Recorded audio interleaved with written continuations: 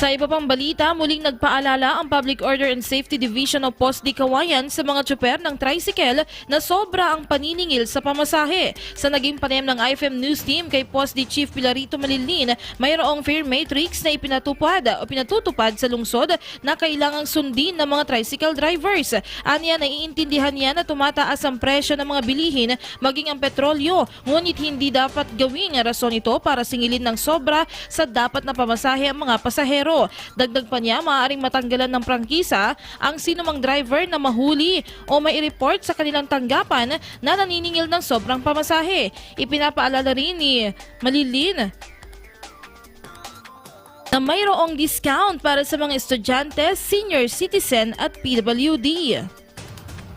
Please refrain from doing this. No collection of or overcharging of pamasahe. Lalong-lalo nung i-categorize natin ang mga passengers, no? Estudyante, meron tayong PWD, meron tayong mga parents din yan.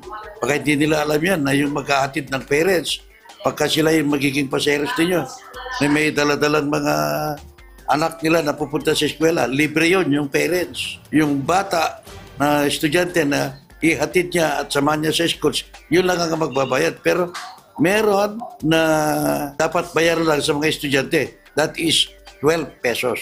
Same thing also doon sa mga senior citizen. That is 12 pesos dahil kasi ang regular fare natin is 15 pesos.